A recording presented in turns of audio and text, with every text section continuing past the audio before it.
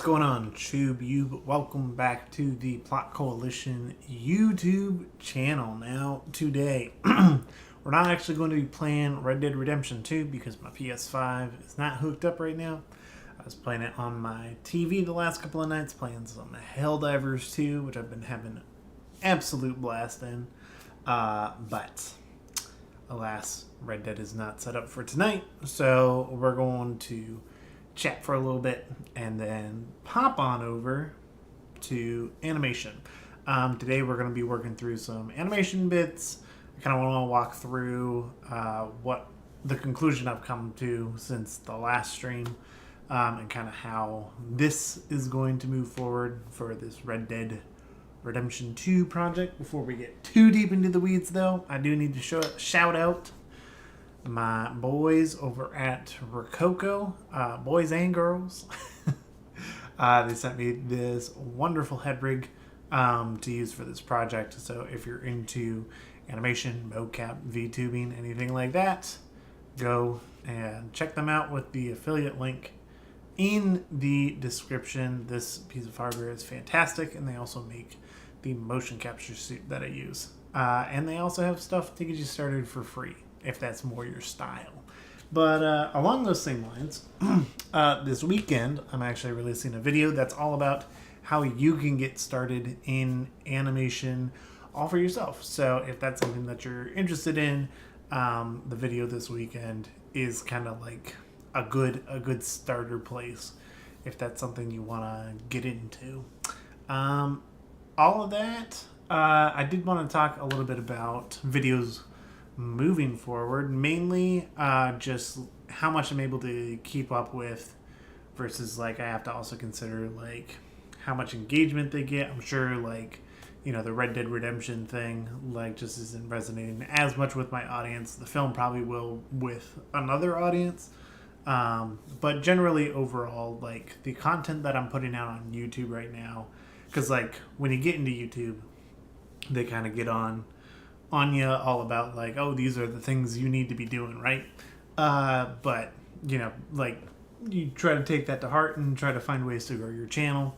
But you also just have to take into consideration that like, you know, the world is the world, and like, you know, I wasn't being a YouTuber wasn't necessarily on my 2024 bucket list. It kind of fell into the place through New Frontiers. New Frontiers blew up, took off, and you know, kind of left me in the position that I'm currently in.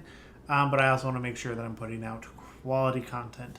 So I'll be putting out this getting started in animation video, but then I'm going to probably scale back a little bit to trying to do 2 videos a month. One being a filmmaker breakdown, because I do enjoy doing those to kind of get my perspective on video game cinematics in film, and then also getting into some sort of topic that has to do with this virtual filmmaking journey that I'm on, but I also want to put more production quality behind those, and I will probably look into like making bits of those also animated so I can continue to flex that muscle.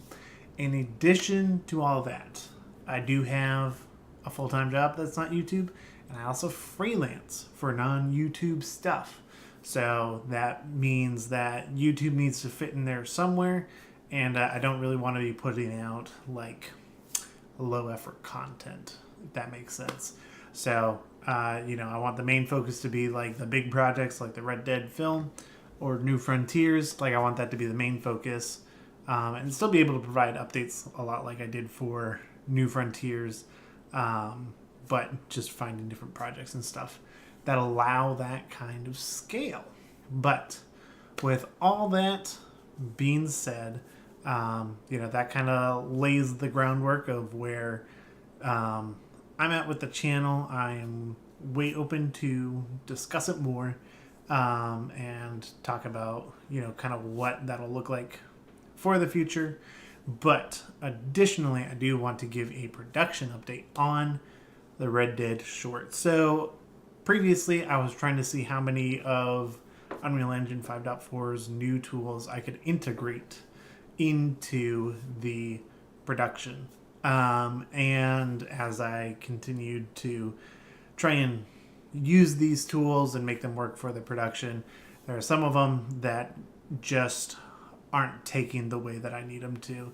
And in other projects, like the stuff that I get paid for freelance, like I'm able to dive in a bit more. For example, I'm working on something pretty cool right now where I had to build an entire functional rig for a digital vehicle, which was pretty dope. But when it comes to this, and with the tools not working the way that they're supposed to, I just need to be able to evaluate that from a point of view of, if this isn't going to work for the film, then I need to fall back on something. So as far as the animation goes for this Red Dead short, I'm falling back on my tried and true rig option that I use for all of New Frontiers, which is just essentially an FK rig, but it looks prettier. That's what I'm going to be using to animate tonight, and that'll be what I'll use for animation for the entire thing, because it's just going to make animating it that much faster, because that's been the main roadblock I've hit. Is I start animating and then like something breaks, and then I'm spending a bunch of time trying to investigate what's wrong with it, and I just don't think the tools are quite there, because when I started this, Unreal Engine 5.4 had literally just dropped, and it was one of their updates that kind of knocks stuff out of alignment. So I am going to be investigating that more on my own time, but to get the Red Dead short done and out, have it exist, I'm going to be focusing on that so I can move on to the next project, which I already have ideas on how the new tools can better integrate for that one. But with all that, we will be jumping right along in. If you missed the beginning of this stream, feel free to rewind it back, but it's mainly talking about just kind of the direction of the channel, and kind of where I want to be taking it, mainly focusing on these bigger projects. A lot like Sodaz, if you follow him, a lot like what he does on his channel, where it's focusing on the big projects, dropping updates when he can. And I want to be able to provide a little bit more content in addition, but I also just need to be wary of where things are at. But that all being said, we're going to jump into animating. So we're going to get right to it. No Red Dead tonight, just because my PS5 is in the other room. So let's jabam. Let's jump right in here. I'm going to start animating, and I'll walk through a little bit what I'm doing, but chat, if you want to pop in, make any comments, lighten the mood, you are more than welcome. But I'm going to mainly be focusing on ripping through this animation so that it can keep on trucking. So I mainly need to right now set up this character to kind of go up these steps a little bit more, and I'm just affecting these transformed units, because another thing that happened with these models, it's kind of weird. I've only ever had it happen with Mixamo models, but it's affecting a lot of things kind of weird. But that's alright. We'll work with it. We're going to go into unlit mode so I can focus on this. Oh, look, it's doing something weird with his foot, too. Totally jacking up his foot. What's it doing with his hands? How's his hands looking? Hands don't look too bad. Alright. So feet, pretty easy fix. But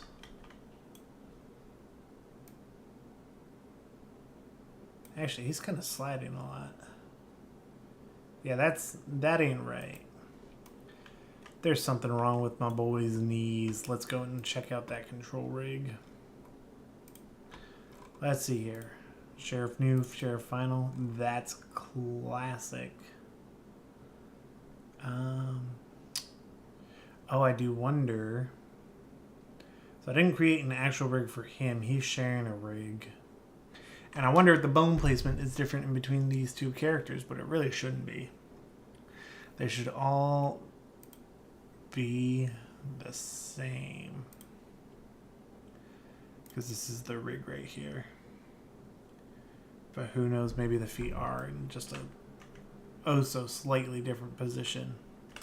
So what I'm going to be looking at doing here.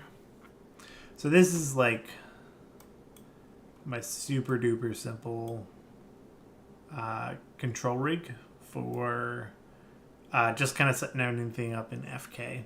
So you can kind of take this and plug and play it and let it go. So kind of what it's doing is it's taking an entire list of all the bones in the character and I'm putting it into a for each node. So then I also have this other array that's just all the controls.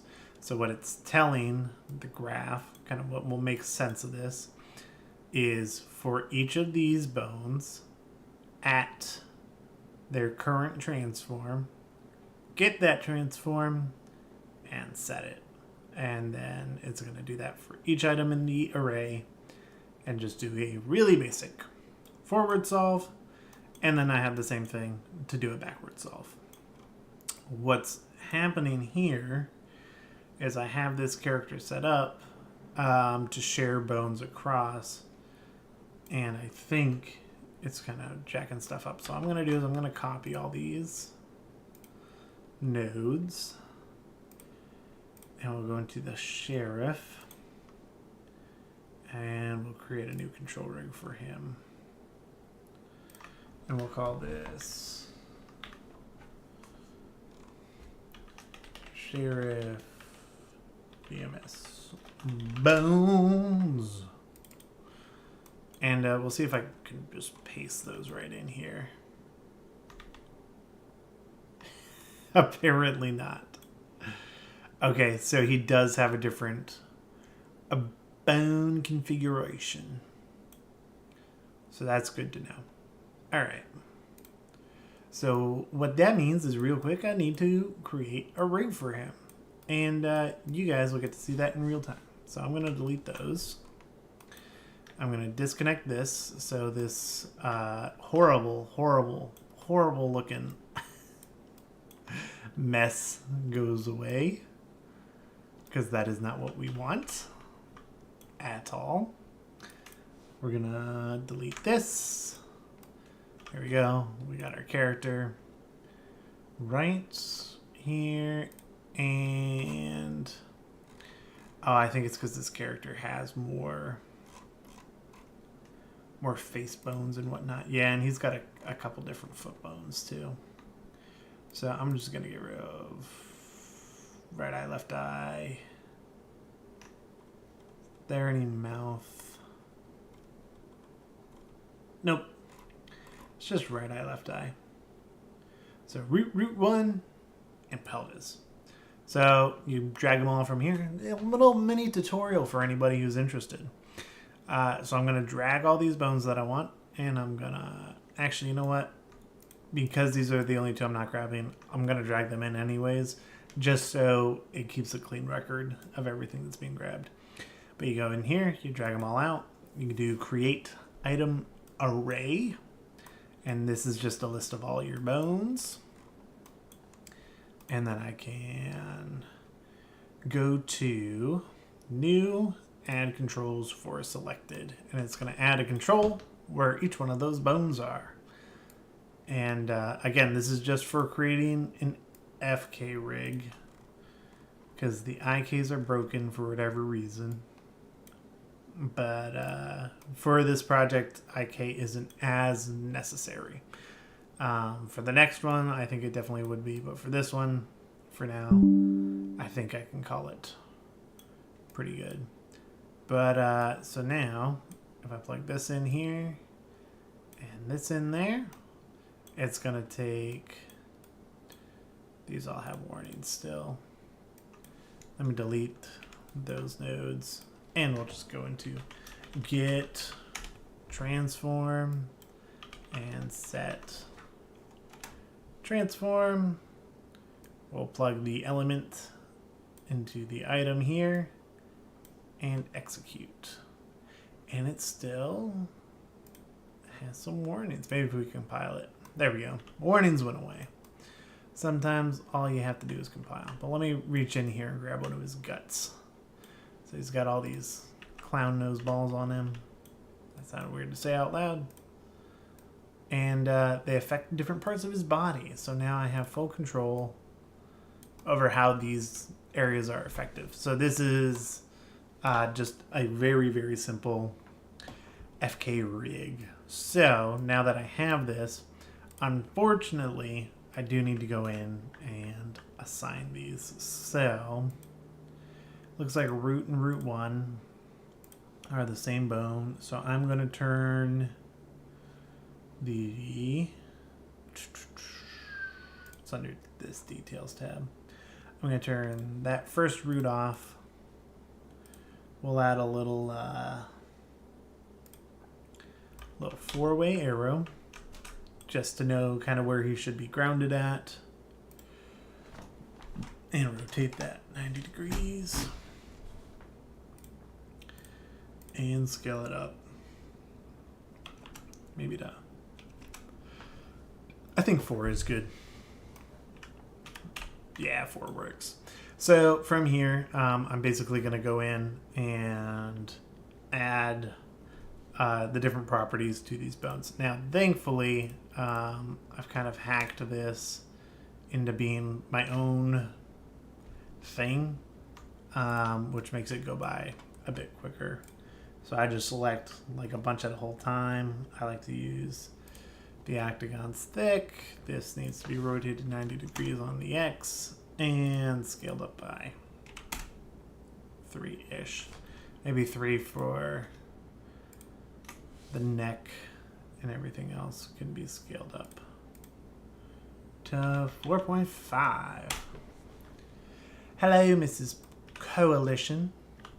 Welcome to the stream, my biggest supporter and my wife. We'll also make this, we'll make, not a box. We want a rounded square for the pelvis, just so we can identify it as being different. And the rest of these, we're gonna grab these and change their color. I kind of like to go with a yellowish orange for the center body.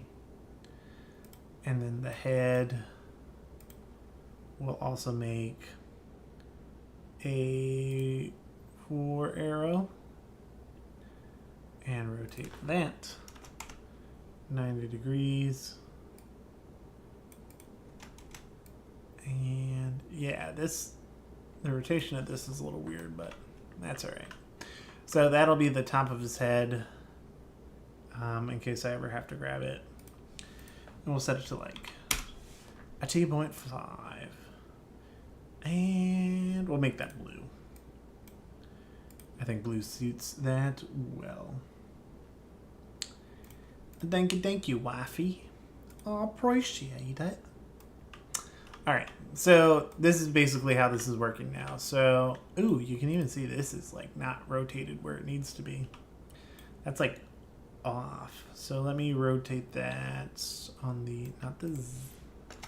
It's so weird, like these models just aren't working 100% the way I need them to. Maybe we go -15. That looks about right.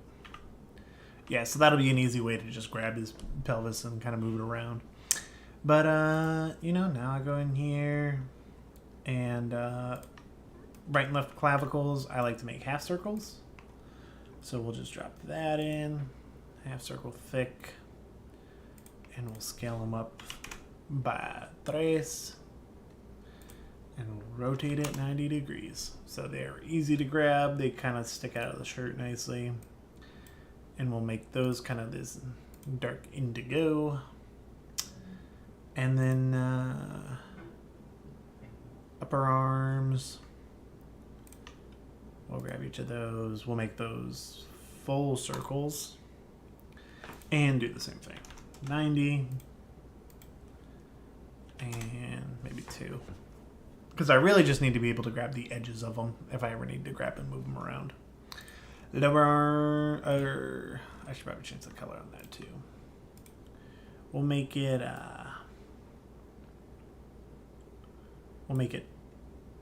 dark green. And then lower arms, I like to do hexagons. And I know that the hands look like they're going to take forever, but I promise you they won't. I have a little itsy bitsy hack that I just slap right on there. So we'll do this maybe 1.75. That's like going to be barely grabbable, so I'll just go straight for 2.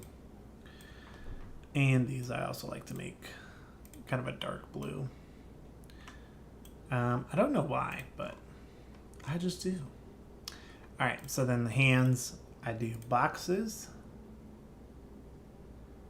A thick box, also set to a yellowish orange color. And then the hands, I really simply, I grab all the finger bones, and I also make those boxes, and then I make them like 0.25 maybe. 0.25 isn't too bad. Maybe just 0.2. 0.2 looks pretty good. And so if I ever need to grab those, it's a little bit easier. For like the MetaHuman rig, they do them as like all individual arrows. I find that the boxes kind of do the same thing for me. But yeah, I mean, this was also just a totally unexpected operation. But hey, we're here, we're doing it. So legs, or thighs rather, I like to do as half circles. I can't tell which direction those are facing, but we'll maybe go 3.5. And those need to rotate maybe like 45 degrees. They need to be done individually. Individually, baby. Maybe -60. Yeah, so this is a very different rig than the other guy, which is weird because they should have had the same. But oh, you know what? I think the other guy is a Mixamo rig that I had to do. That's what it is. All right, for the knees, I do the same thing as the elbows. Hexagon, thick, and this is having the same jazz, but that's all right. We'll do 3s. We'll make these maybe like a dark purple, and then I just gotta rotate these, or maybe that's regular 60 now. Yep, and then this one's gonna be -60. For a money right there. Feet. I go white with a sphere. A thick sphere. Set to 2. And then the feet, like the toes, I'm not really touching the toes a whole lot. I'm not Dan Schneider. But we'll go with maybe a couple boxes that are maybe shrunken on the Z. And we'll make those same kind of dark color. Okay, so now we have this whole rig set up. We hit compile. All these bones are affected, but what you also need when setting these up is a backward solve. So you grab all these, you Command C and Command V, and you have the exact same item arrays plugged into the same nodes. But now what you do is you swap them. And once they're swapped, you go and you put in a backward solve node, and then it's all set up for you to run in Sequencer, which is Pretty cool. What's up, Ark? Welcome to the stream. Hanging out, having fun. Glad to see you here tonight. You always make the party. But I gotta give him more. I gotta give more of a proper for my boy Ark. So Ark is one of the members here. He's part of the Dino Club. So if you're not a part of the Dino Club, you can go become one. You can join Ark in the ranks. But yeah, today we're working on some animation stuff. Not playing any Red Dead because my PS5 is in the other room, and I just didn't have time to set it up. So no Red Dead tonight, but we are working on the short. I did have to go in and create a brand new rig for one of the characters. So that's what we just finished doing, and then we're going to be able to start animating on it. But yeah, things are going. Hey, sorry I'm late. Just finished the PlayStation State of Play. I loved your Red Dead teaser. Hey, Astronaut, great to have you here. I didn't actually get to watch the State of Play. I saw there's some people watching it, but it was a long day at work, so I just didn't even get around to watching it. But you'll have to let me know kind of what the highlights were. I'd be really interested to know if anything cool is coming our way.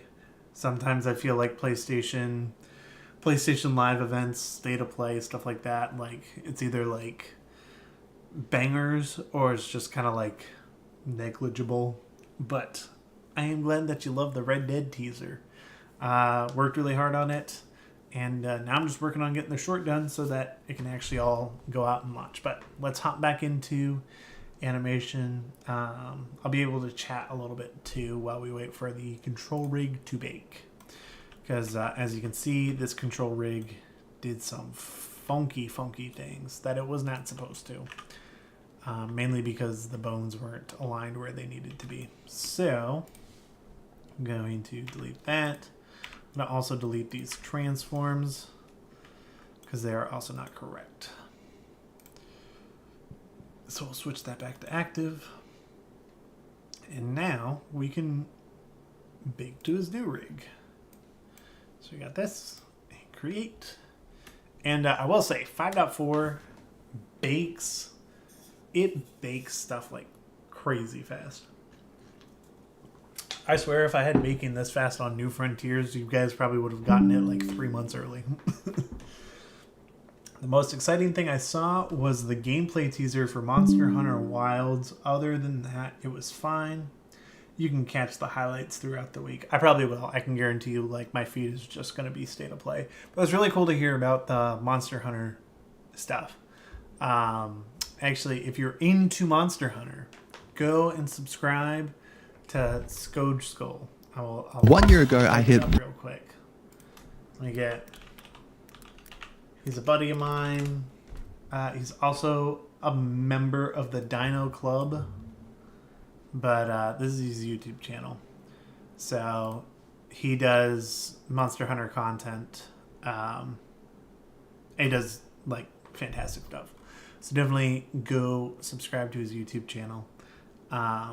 He has great videos and great live streams. And I'm always trying to catch him when I can. So 10 out of 10. If you're into Monster Hunter content, go and check him out. He's great. But, alright, so now we have this control rig bake, and it's actually oriented the way that it's supposed to be too, which is very helpful.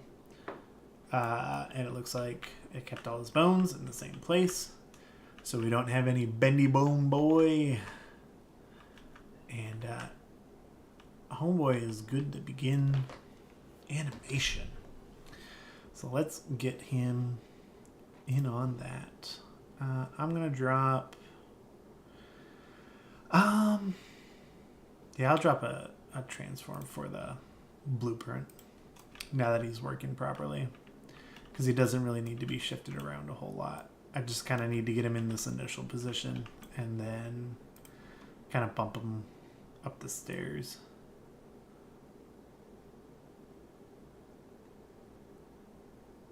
So maybe right about there. And yoink.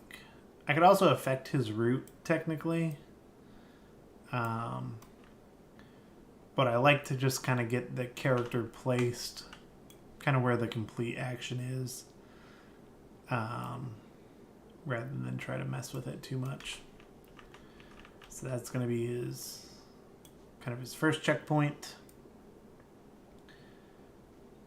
He'll do his talking bits, and then I'm mainly just watching to see where his feet go. So like right here, he goes way too far into that post, and he trips over. So maybe I might have him have the post almost be something he backs up into by placing him right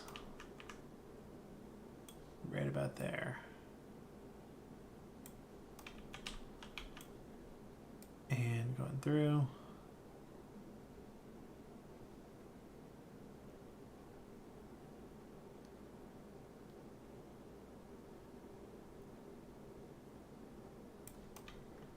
That feels pretty good. So then I'm going to just take him down the steps. Which, so with Rococo, you actually do have, with the Smart Suit Pro 2, you can do elevation tracking, which is pretty cool. Essentially all it is like, once you've recorded your take, you can actually put in if the character stepped on something that would change their height. Once you do, then they can, it'll automatically like take that into account for being like a step. But in the case of this, the actor just walked in on the floor. I'll see if I can actually pull up his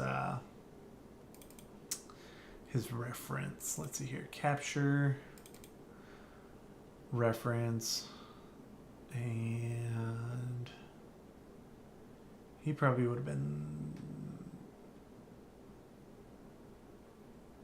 this one. Perhaps. Perhaps he was. Nope, that's the other guy. That's Roger. Which means he's probably this one. Reference. Yep. So as you can see, when he walks in, he's just walking on the floor. In there, Obadiah? He's not actually stepping up on anything. So this is also great to have just for like, you know, I can kind of have this up on the side, and then if I need to pull it back for any reason. But like we even gave him a little holster with 3D printed gun, so when he puts it back in, like it's kind of it's right where it needs to be for both the digital character and the actor. And the gun is the same gun that's being used in the short. So that's good reference to have. But yeah, so he didn't actually step up onto a floor. That's just fake, which means when he steps up here,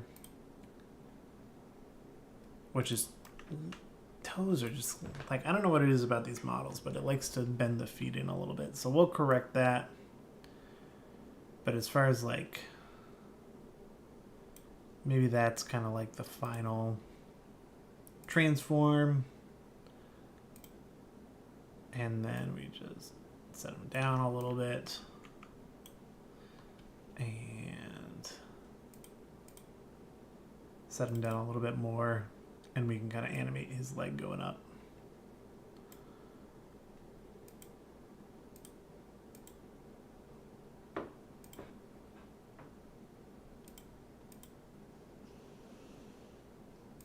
And maybe another keyframe. And then back down. So now when he steps up, it's kind of got these 2 points, which this is where like having an FK rig or an IK rig would be super helpful. But because those aren't working for me right now, we can just do this with FK. But now everything is also baked. And this is the problem I was having. Look at those demon eyes. Yeah, this was the problem that I was having with the previous method, is I wasn't able to bake constraints or anything. But now I can work with things totally baked in, and kind of go from there, which will be better. I think the main thing to see if I can find out about with the next project is if I can put the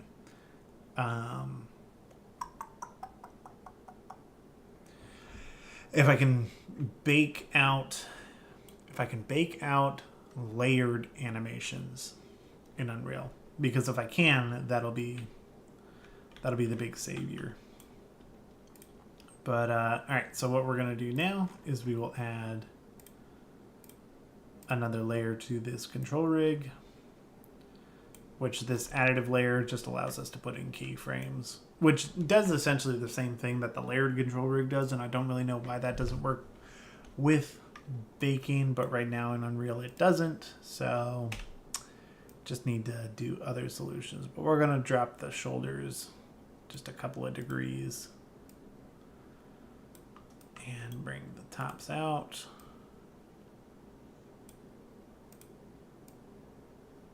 A couple degrees and out. And we're gonna fix these feet.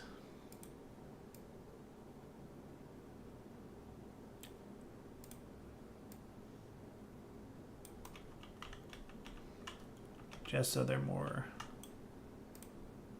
straight on the ground throughout.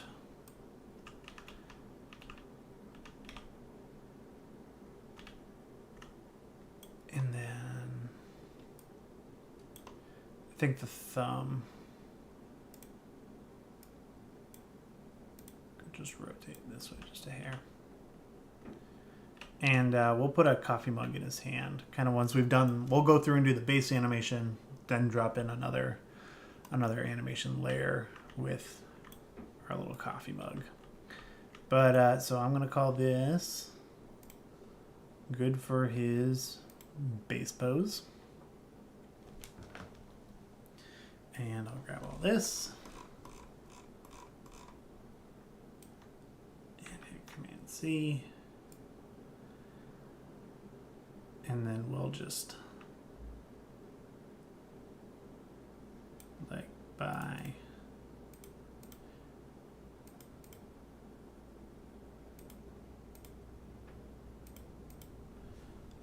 let's zoom in here. So this keyframe should still be the same, but then this won't be anything super official. York, if you're watching, I know this is not correct, but it's a quick and dirty method. Hello. That is not bending how it should. I swear some of these models be a little bit whack.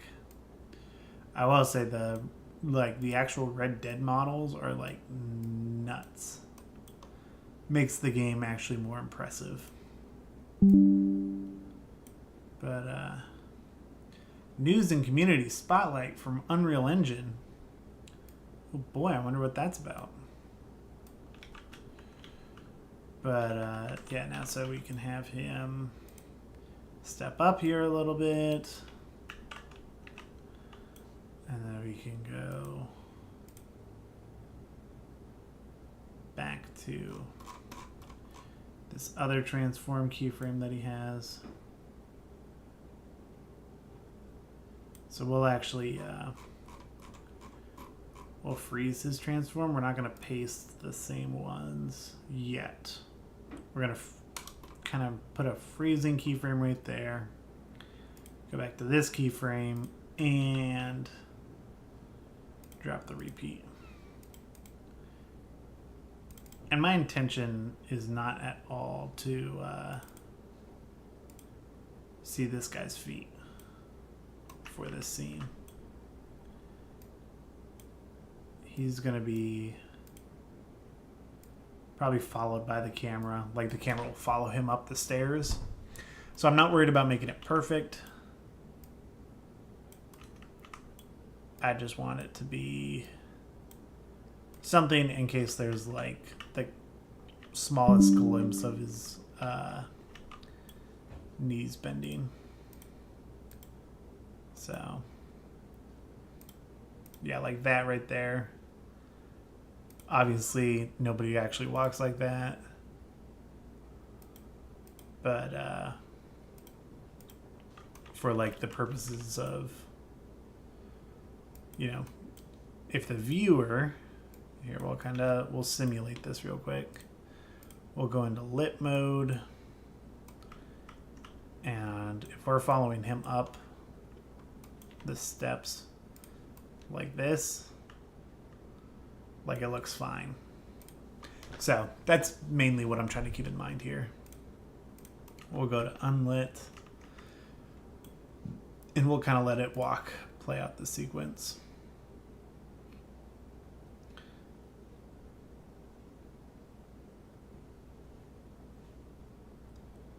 Which his face looks super creepy.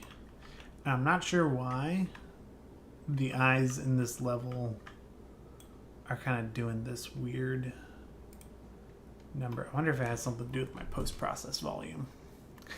Let's look real quick.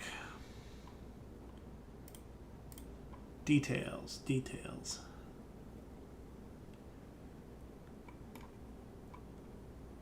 Maybe it's under... If I turn off path tracing, well, like just those path tracing settings. And maybe turn off these ray trace settings. Oh, that looks like it did something. That certainly looks better. So whatever it is, it's that ray tracing. And if I ray trace the shadows still.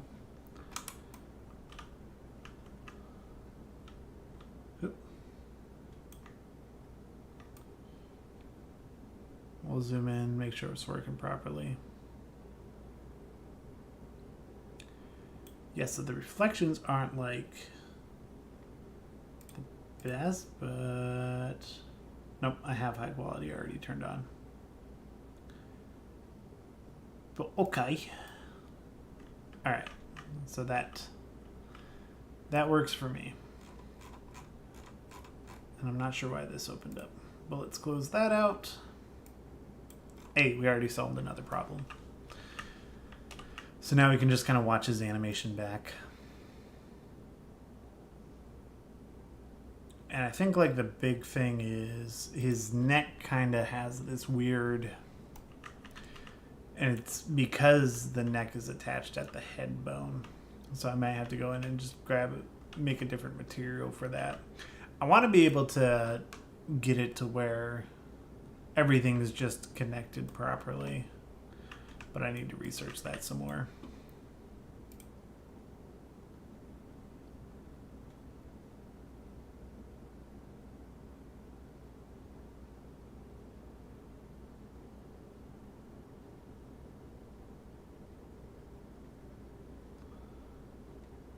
Puts the gun away, just like that reference video.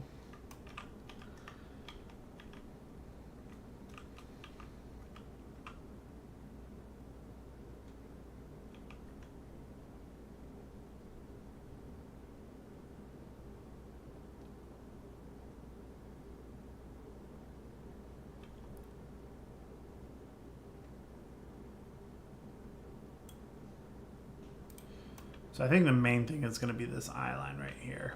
I think that's the main thing I'm going to have to be focused on, because Chris Corcolo, he's not a very tall dude.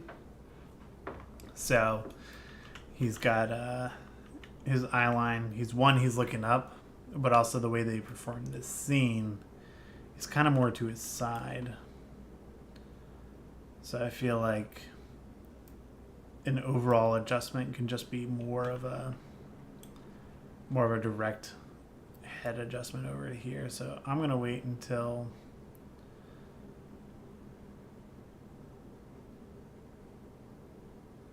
kind of right here.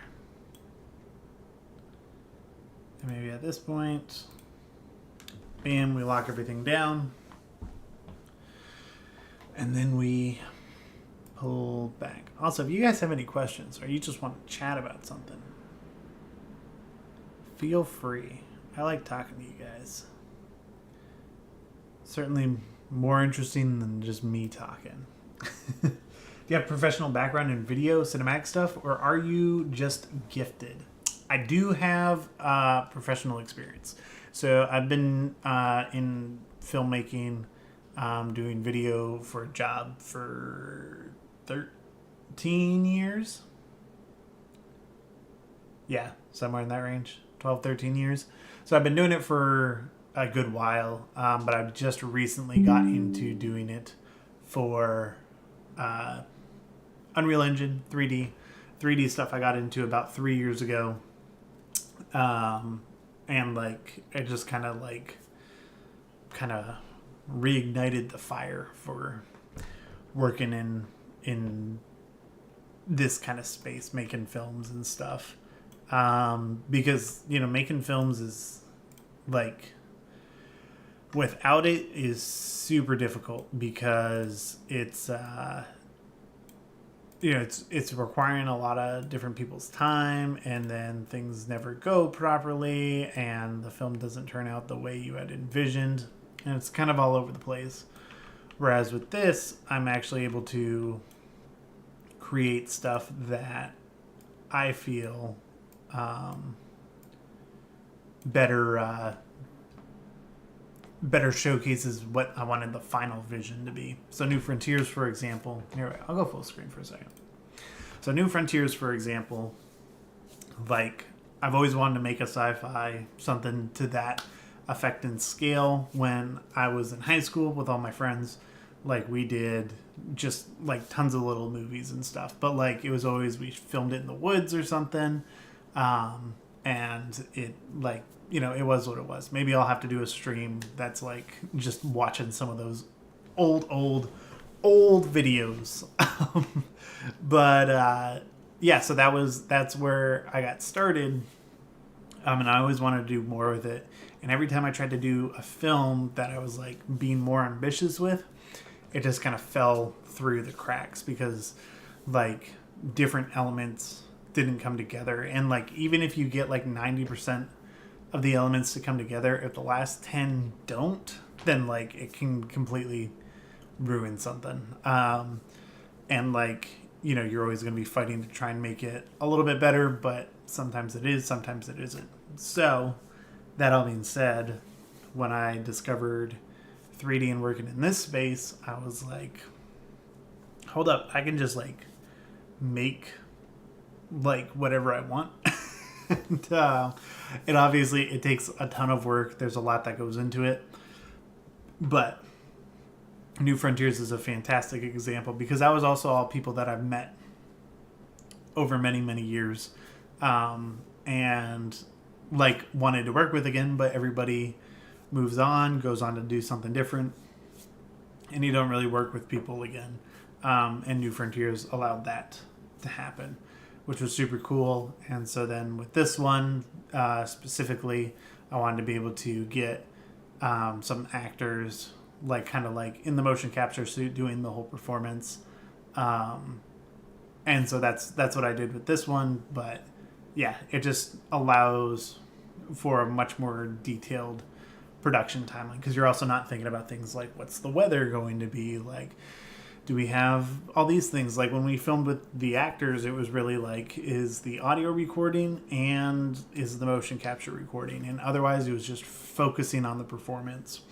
And same thing with New Frontiers, like everybody filmed New Frontiers on their phones, so it's like, hey, if we're all recording at the same time, we all clapped at the same time, like let's just focus on the performances and get through that. Now granted, like New Frontiers was a little wild, because it's, it was, none of the actors had ever done this before, where it's like, set up your phone and like all of your acting happens right here, which is like way different than what a lot of actors are used to. So kind of having that being a different medium had its own challenges, but we were able to focus in on just trying to get those performances as good as we could, to fill out 3 hours of content, which is crazy. So yeah, I've just been doing it for a very long time. I've always been into film and filmmaking, and did it for work. And then when I discovered this, it just kind of changed my whole perspective. So let's switch back and get back to the fun and make our movie. And what's cool too is like, so now that I'm doing it on YouTube, is I'm able to take you guys on that journey, which like I'd always tried to like get on it before, like just kind of do YouTube in different ways, but there was nothing that really ever caught on. And then this, like the whole Plot Coalition thing actually took off and gained a following, which was super cool, but it's also like all new territory. I haven't tried UE5, but I've worked in film for the last 10 years, and I've decided to try YouTube channel, partly because of you. Aw, thanks. Which launches next month with a trailer. I'm nervous, but so excited. Hey, astronaut, let me know when it's up, because I will go subscribe to you. That is one thing about like small YouTube I found, is like there's a lot of small creators, and like we honestly just kind of have our own we have our own band, and we check in on each other, we drop into each other's streams, comment on each other's videos. It's like, you know, everybody thinks about like being like big YouTubers and whatever. Small YouTube is where it's at. The main difference is none of us really make money from it, but we enjoy it for the community aspect.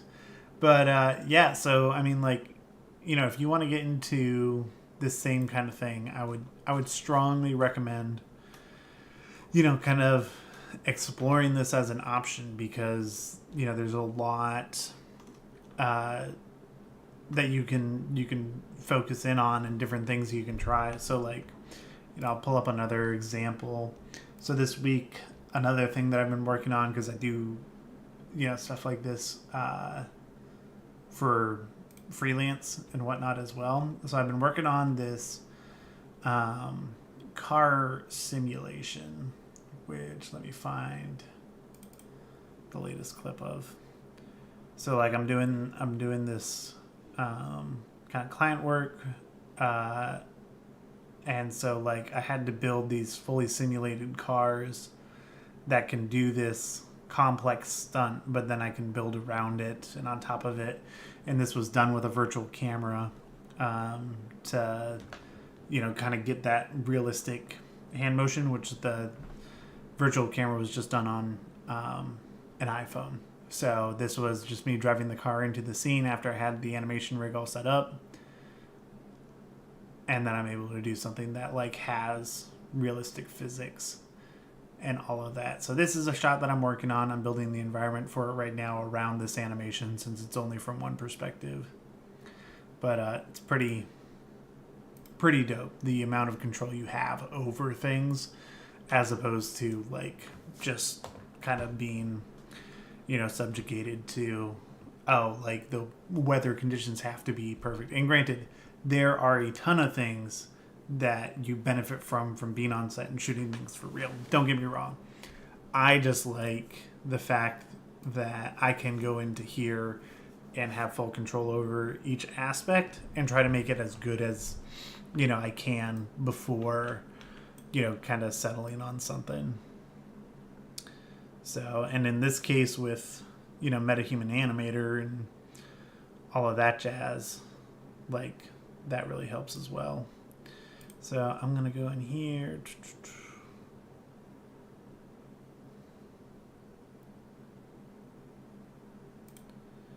That part I need to add a little bit more jazz to. I don't know why this unfurled every single parameter. It's a little annoying, not gonna lie. But we'll go, he does that action, puts his mug down, or puts his hand down. So we'll do 2 of those. And right where he's at the height of the action, we'll give him his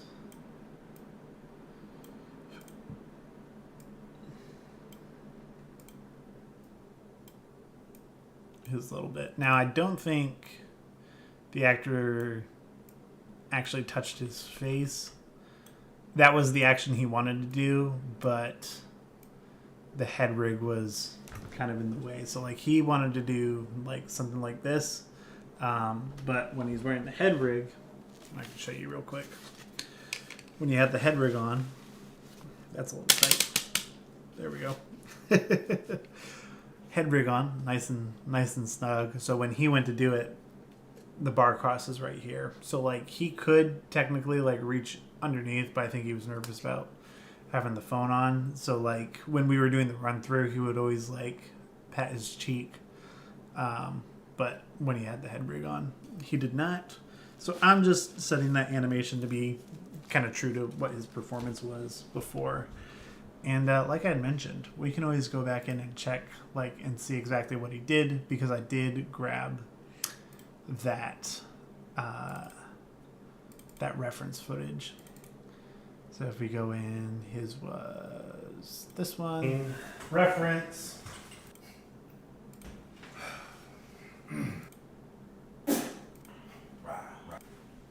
He also takes a sip of his coffee. Make it look real. Yeah, so he was only partway up his body. And then he does the drink from the mug. So then we'll have him tap his cheek right about there.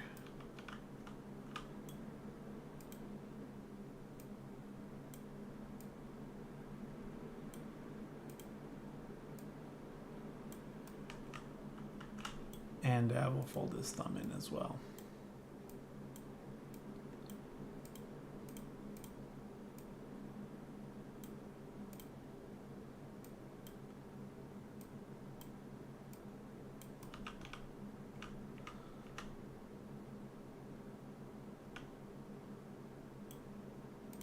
And up.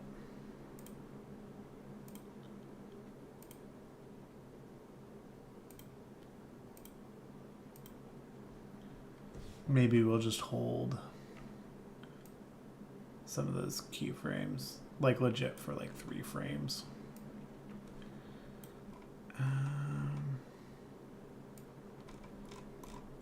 So all these, copy paste. Maybe even have him just rotate up just a little bit more, just to keep it consistent.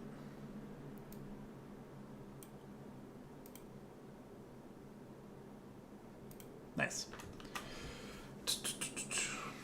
The quality of your videos is super high and smooth. I know part of that is UE5, but it's also a complex program. Have you ever tried something like Rockstar Editor to get started? Not particularly. I started when I started in 3D. Here, you're getting me in another story time. So when I got started in 3D, it was a few years ago, 2 or 3 years ago, and I got started in Blender because I knew that was like one that existed, and I wanted to get into Unreal, but I wasn't like 100% sure how it seemed kind of like this massive thing, right? Because like Unreal Engine 5, like they had just been talking about it. You know, like Unreal Engine 4 was still what was being used. I don't even think Unreal Engine 5 beta had come out. I think like Unreal Engine 5 beta was like just on the cusp of coming out. And so I just got into, I was like, hey, you know what, Blender is like where I'm going to start this thing and start to figure out the ropes. And Blender is fantastic. I still use Blender for a bunch of stuff. But then I was, you know, I wanted to do more. And when I started to see what Unreal Engine 5 was capable of in just the beta version, I got super duper hyped. And I downloaded that and started learning it. So I did like there's like a 5-hour long tutorial. And it's going to be part of my video that comes out on Saturday about getting started in animation, just so you can skip all the terrible steps that I went through to like try and figure out to get to where I am right now, which I would still consider as, you know, pretty beginner intermediate. But, you know, watching that tutorial, it's by, I believe it's Unreal Sensei on YouTube, has a fantastic like 4 or 5 hour tutorial. I took a whole weekend just to learn it and understand it. So that got me to, you know, like begin building stuff. And then I just had a crazy whim. Like by the time I was hitting like the 1 year of like, oh, like I think I'm starting to figure out this whole Unreal Engine thing. I want to do something for like the 1 year of me being in it. And that's when I did the original New Frontiers trailer that came out almost 2 years ago now. And I posted that, and then I was like, just in my head, I was like, oh, I can do this for a full show, and like not even thinking about what that would entirely entail. So I'd never done anything like narratively with it, but then that's kind of what made me fall in love with the filmmaking perspective of it, which was super cool. So I would say if you're just getting started out, like Unreal is huge, don't get me wrong. But it's definitely worth looking into. Also, Unreal Engine for Fortnite might be an even better place to get started just to learn the basics. Because Unreal Engine for Fortnite is just a smaller, scaled down version of Unreal Engine. So if that's more approachable, that's something you could definitely look into.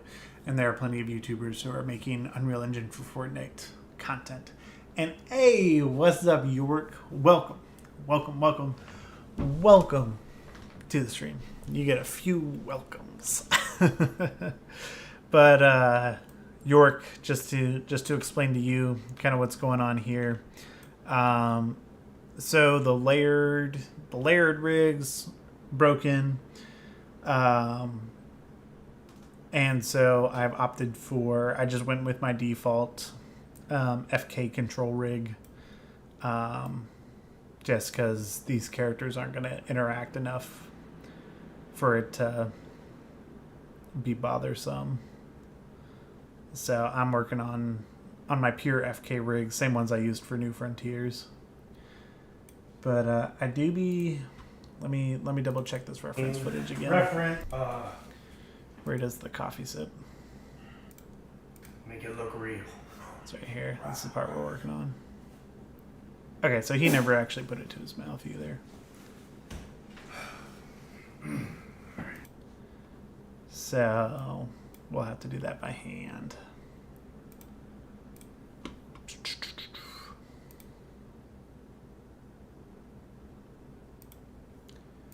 So we'll go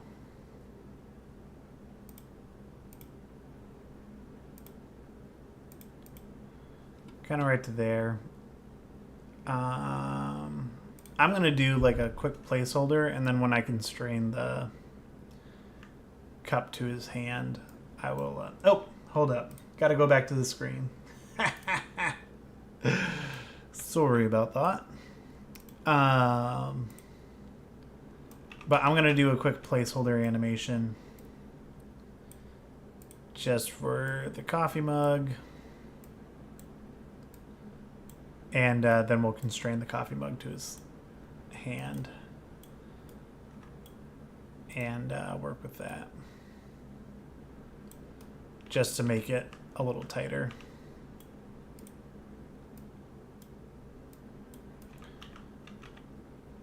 Put all that,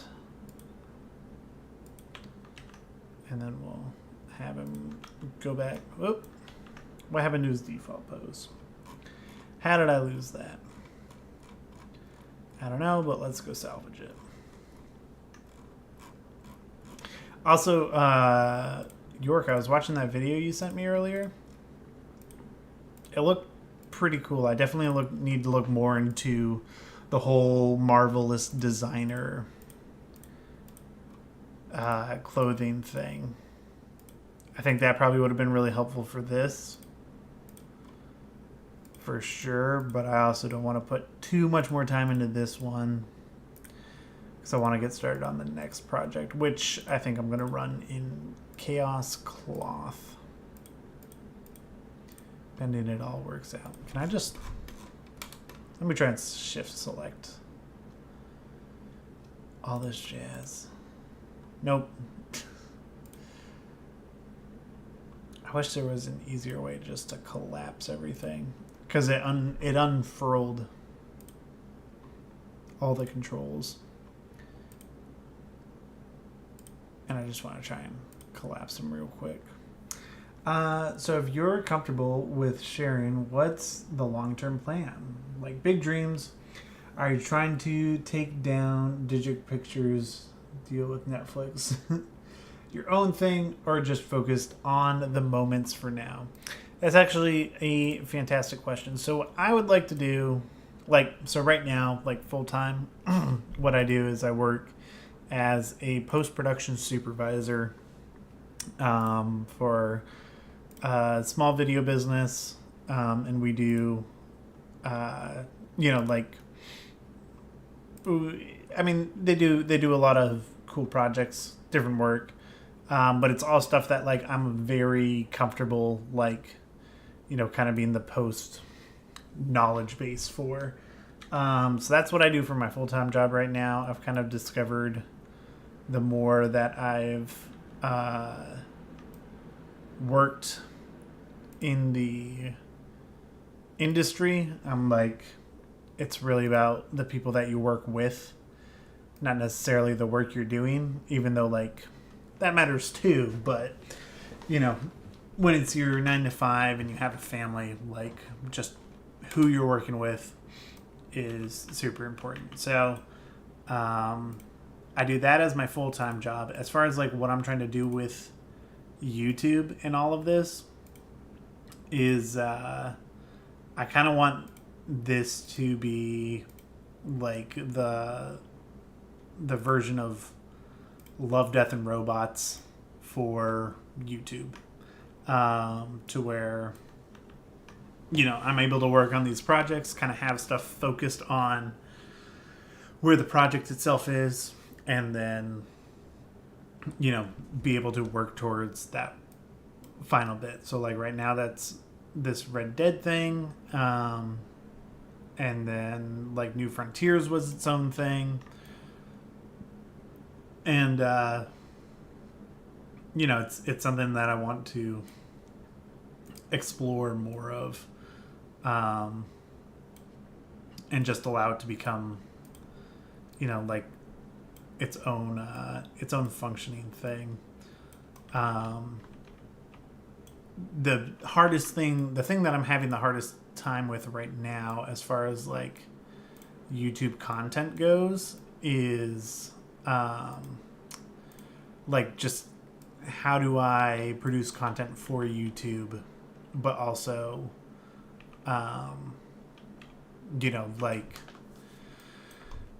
keep it at a high enough quality without sacrificing time from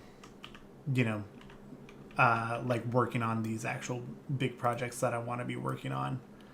And that's kind of been the big struggle at the moment, but I'm narrowing ways to get that worked out.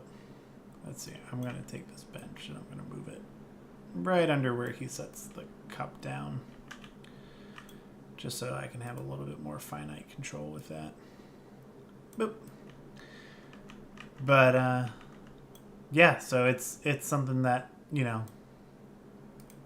I'm striving for personally. It's just also a matter of YouTube is they really try to so this is the insider knowledge if you ever want to become a YouTuber. Well, you had even mentioned you were working on your YouTube channel. So when I started doing all this, YouTube wasn't really ever in the picture of being anything viable. And then I'm working on New Frontiers.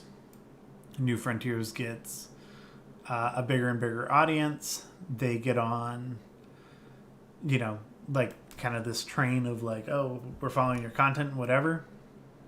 And it's like, oh, this is awesome, this is great.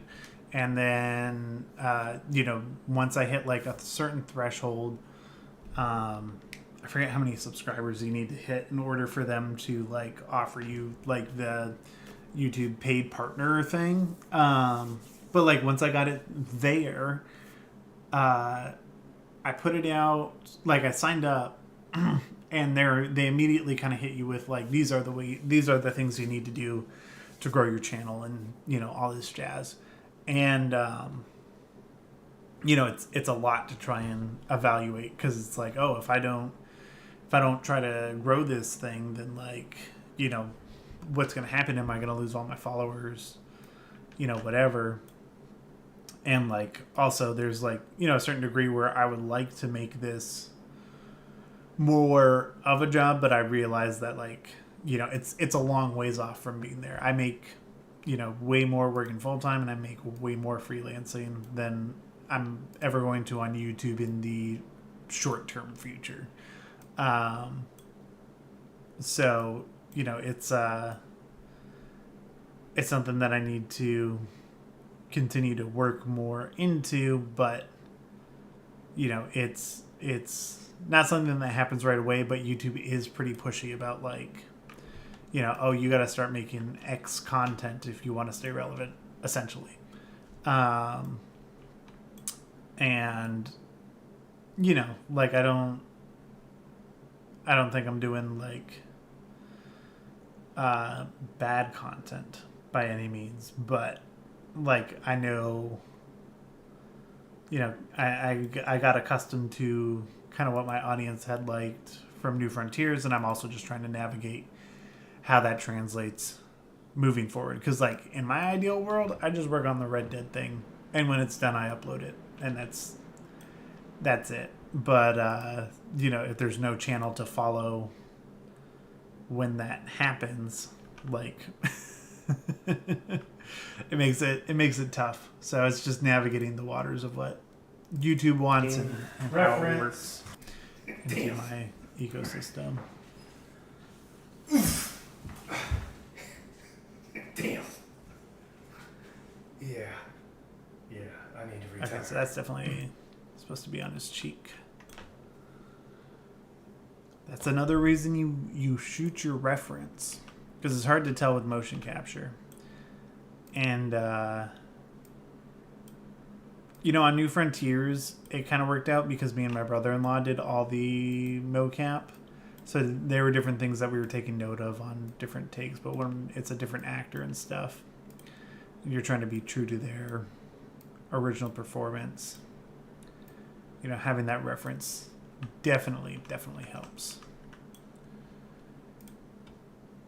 But all right, we're actually we're making really good time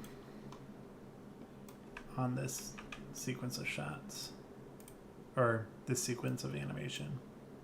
It's not really shots.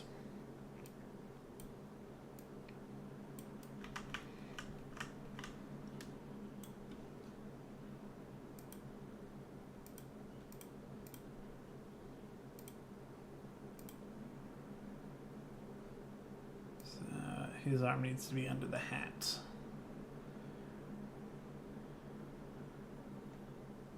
Before this. So I'm going to delete these keyframes. Kind of bring him down.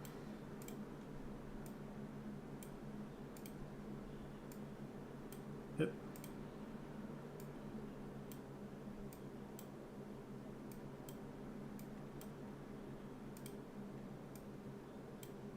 Underneath.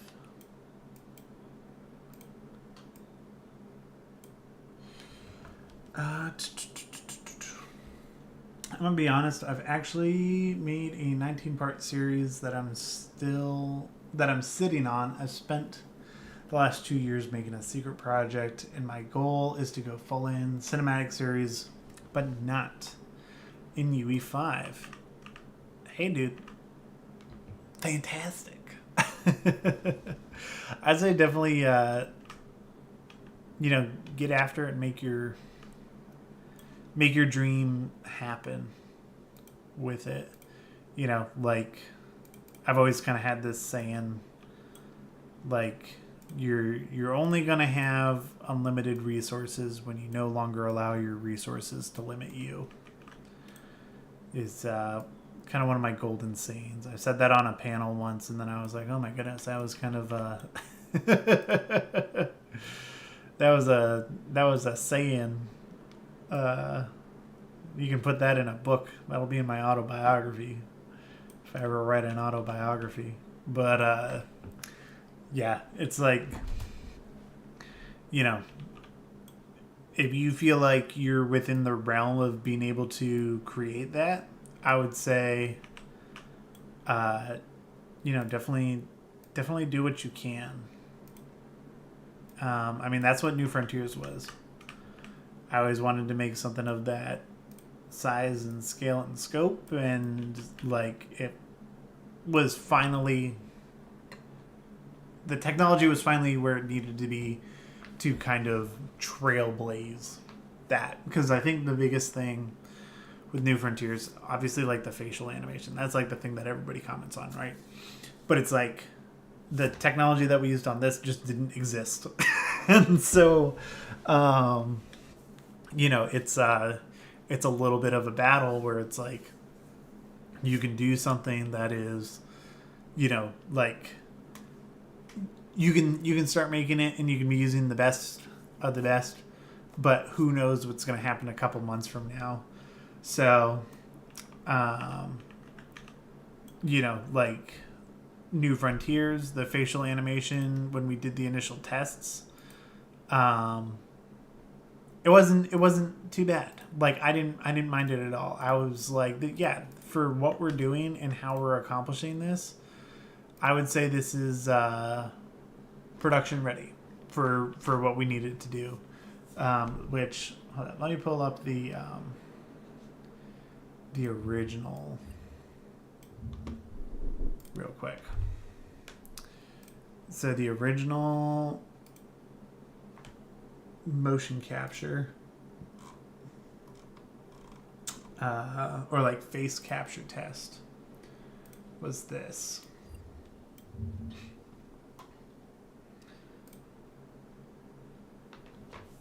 And like at the time, because there wasn't a better option out there, like this was pretty fantastic. So the fact that this existed, everybody did it from their phones.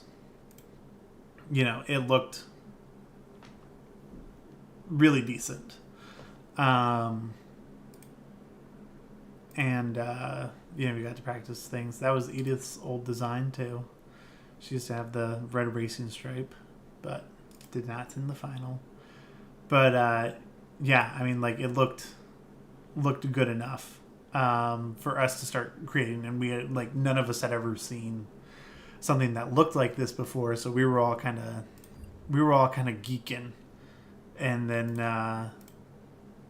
like we did the whole production start to finish, and then like a few months later they released MetaHuman Animator.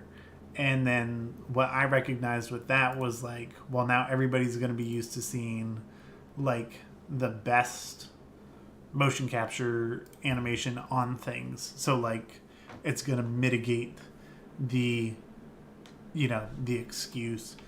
So that's why, like in this case, it's, as I'm working on this, it's like, hey, we're trying to capitalize on the best technology that's out there. I should really set my keyframe first and then I'll pop his arms out. But we're using the best stuff that we can. So we have MetaHuman Animator functioning with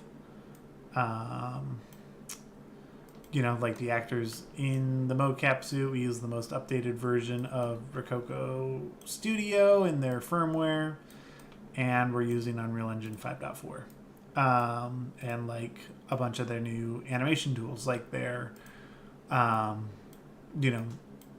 it's not the motion matching tool, but their one-to-one retargeting. So it's like we're trying to utilize the best stuff that's out there right now, and that's why like stuff like a bunch of this the body movement and everything here. Like, it's pretty exact to what the actor did.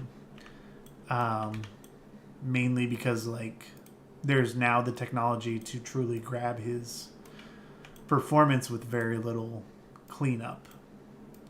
And just being smart about what I learned on New Frontiers.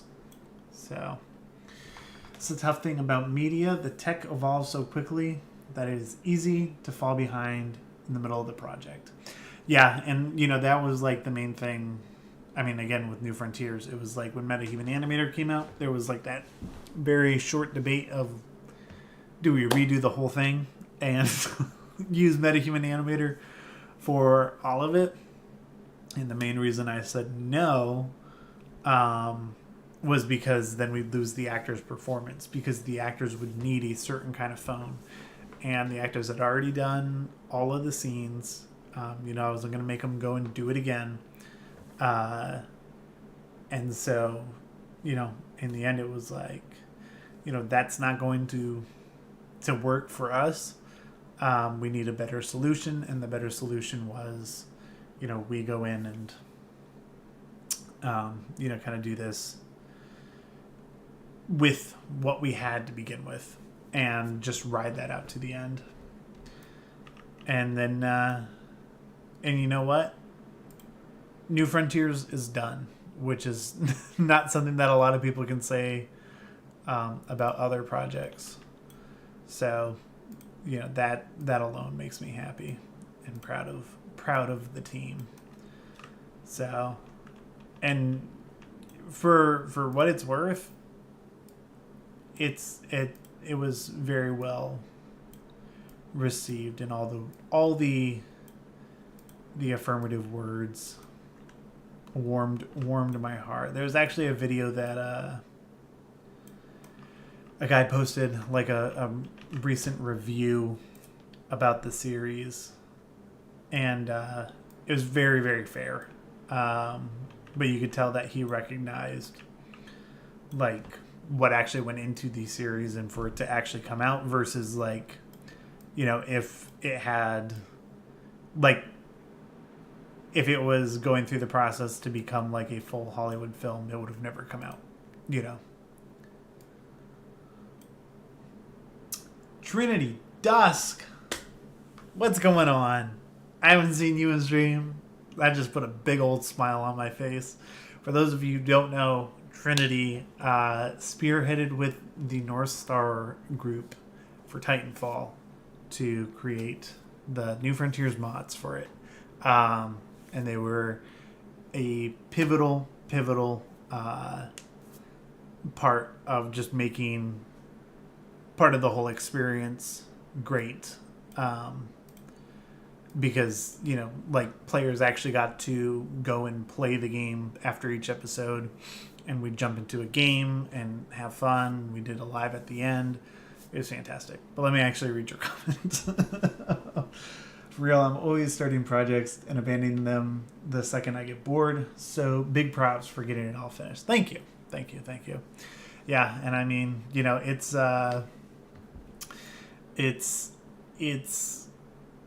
yeah, I mean, it's very difficult to, like, have follow through on these bigger projects because they don't, like, I mean, New Frontiers, for example. New Frontiers is kind of a miracle in itself because it's like, everybody did it for free. Everybody who worked on it knew that there was no gain in doing it aside from, hey, you get to be part of, something a little bit different, something new. And everybody just, like, subscribed to that and got on board with it and really rallied behind the project, which was, super, super awesome. And so, like, having all that, like, going into this, and, like, now even having this project, like, once again, like, this guy is played by the guy who played Nadim in New Frontiers, and this guy's the guy who played Pyres. They both came back on for another project just because, they love the process, and now they've seen the follow through on, 3.5 hour long series. So, a little short film is certainly a bit more manageable, and I learned so much from New Frontiers that can be easily taken into this. But good luck with your university projects, Trinity. And if you ever need anything on your projects, hit up Plot Coalition. Help you out. I've been working on my project completely solo. You're very blessed to have so many wonderful people with you. It's hard at an indie level. It truly is. And, I think Sergio, one of our cinematographers, I think he said it really well. I can't remember if it made it into the behind the scenes or not, but I remember it was one of the interviews that we did for the behind the scenes, where he described it as when he came into the process and when other people came into the process, they kind of saw me pushing the boulder up the hill, and they had seen how far it had already gotten. So it was a no-brainer to get behind it and be a part of the project. And it's that's kind of how it has to be treated. New Frontiers for me was I was doing so much of the work, but it's I had to bring people in to do the stuff that I couldn't do. For example, the voice acting and, stuff like that. Or Eric Oliveira did the behind the scenes. Trinity did the, the game mod. All these things factor in. And when, people can see, the hard work that's gone into something, it's a lot easier to get on board with than, the empty promise of oh, we're going to do this, this, and this. And granted, there were some of the folks who got involved in New Frontiers who were there was no telling what they were subscribing to. But they did it.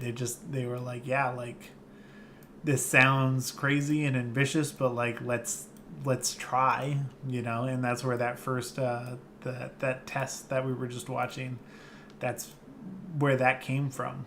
And it was just people being yeah, this is out there. We've never heard or seen anything like this before, but it's worth trying. And the voice actors got on board in that regard, and then I had to take it into animation, and then cinematographers. Oh, even before cinematographers, Cassandra came on to do lighting, and I had to kind of be hey, there's no animation, but these are the environments, and when she was able to see those, she was okay, this is, I can see it, and then she gets involved, and then she's gone. She's just not a part of the production really until we're reviewing it at the end. But then cinematographers come on, and they give their input and do their scenes, and all this just amazing camaraderie. But in the interim, it's me doing exactly what you're watching me doing right now, is just hours and hours of animation, technical, and the mocap for New Frontiers took 6 or 7 weeks, and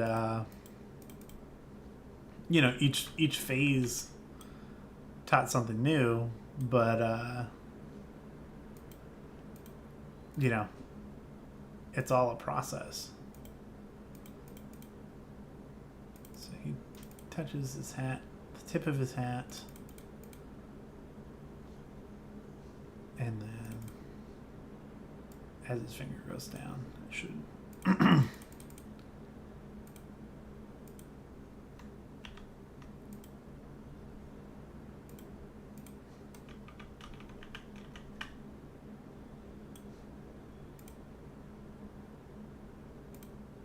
maybe I'll pull his thumb up too, just to grab the very tip of the hat, because he didn't have.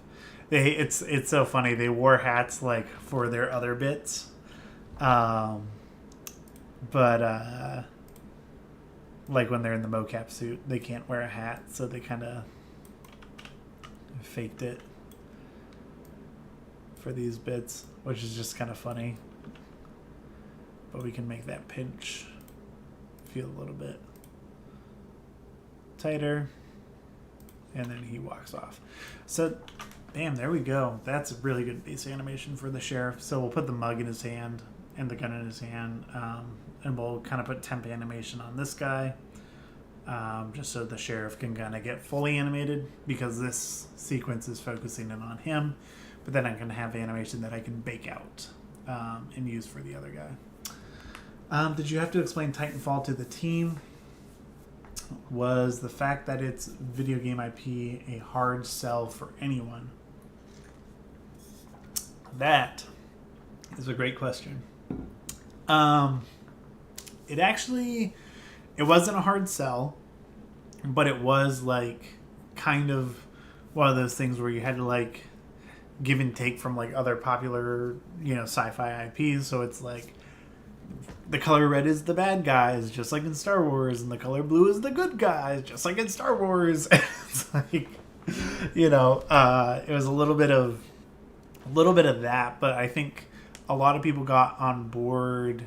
So like Cindy, for example, she knew nothing about Titanfall. She's the lead character, and she didn't have anything to go off of aside from like what I would tell her about it, and like in the scripts and stuff, like the script on its own I wanted to make standalone to where it's like you didn't have to know anything about Titanfall, and that was one thing that we were proofing with different people and with the actors, was like, we want to make this something that anybody can drop in and watch, and so like, are things making sense? Like, does the technology in the world, does that make sense altogether? And some of the people who worked on it were fans, so that helped. Or like, there were other people who were familiar with Apex Legends, so that helped. But then like, you have somebody like Cindy, doesn't play video games, doesn't really know a lot about them. She really loved the character, and then like, she found out like probably like a week or two after she finished recording all of her lines that like her brother is like a Titanfall fanatic, like he loves the game, and so they were super fans as it was coming out. But yeah, so it wasn't necessarily a hard sell, but there were a lot of things that I had to explain that weren't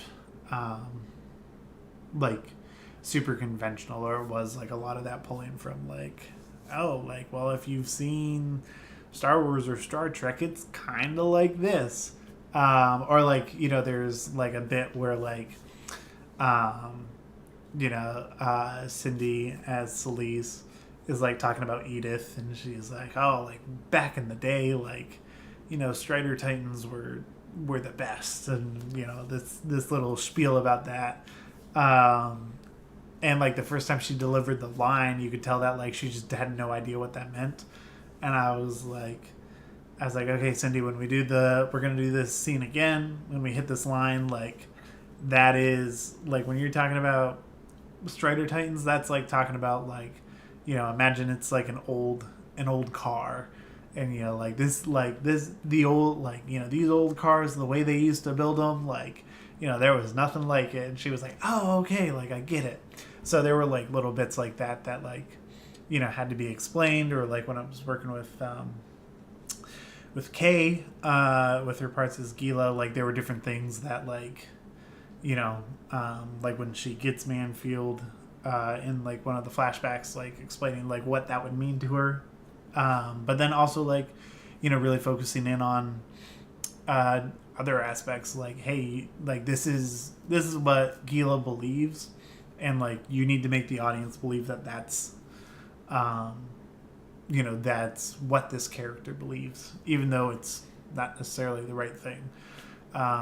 Episode 5 is a phenomenal example of that, and it's one of those things where it's like it's really hard to get an actor in the headspace of like you need to you need to be here, and that's not easy to get to. That's not an easy thing to hit. Um, and like I think she did a phenomenal job just with how big of an ass that was. And same thing with shoot, I'm blanking on the name, Lila, who played the younger version of Gila. Like it was the same thing where it's like you have to have a kid relay these emotions and these different thought processes that like most kids have the luxury of avoiding, and she had to bring that to the character. And the person who played Lila wasn't that much older than how old Gila's supposed to be, mainly because Lila also kind of got to choose the age of the younger Gila, which like as a director was just something where I wanted to give her that freedom to be able to do that. So that was one of the things in one of my meetings with her and Chris were just like, like how do you think this character is? And she was like, well, like the way like that it's written, because originally Gila was supposed to be like 9. She's like, I think she's more like 14, 15. I believe Lila was 16 when we recorded. So I was like, okay, like, like I've never been a teenage girl before. So like, better than me. And we rolled with it like that. And she was able to bring, this side to a character that like, kind of needs to exist to push everything forward. So there was a lot where like, even though people didn't necessarily know about Titanfall, they were still like invested in both the characters, the world, and then I was finding other ways to kind of connect the dots where it's like, yeah, like this Titanfall lore is going to take 3 hours to explain, or I can just be like, it's kind of like this, and they get it, so you do an amazing job at directing actors. Thank you, Trinity. I appreciate that. I think it's pretty great how true to the deeper lore you kept it, even if only the hardcore nerds appreciate it. Thank you. And actually, Team Spyglass, you were part of that. So you certainly helped with the consistency and nailing in on that lore, which was super duper cool. And I mega appreciate you for that. But yeah, I'm gonna be interested. Like, I'm surprised there isn't more comments about Easter eggs throughout the show, because the amount of Easter eggs that me and Spyglass just littered the script with, and like as I was like working on like different scenes and environments, I'd like send him screenshots. I'd be like, hey, what do you think about this? And he'd be like, oh, you should put like this in there. And yeah, so there are like there are the obvious ones, like when Gila like straight up says effect and cause, like that's an obvious one. But there are so many tiny ones that I don't know if people have caught it all. I posted a short about one of them, but like otherwise I've let it be. And if people catch them, but there are tons, especially, I think I'd mentioned it, anytime you see like a heads up display in one of the helmets, like tons and tons of Easter eggs in there. Like basically every time you see a number. But, insert Leonardo pointing meme. Hey, I know that one. Yeah, I know exactly.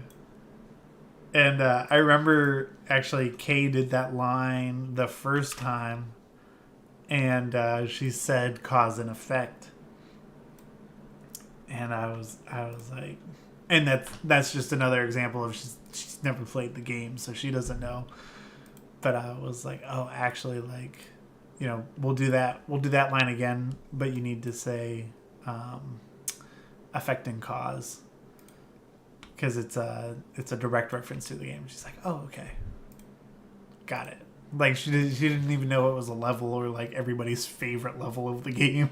You know, she was just like, oh, okay, like I got it.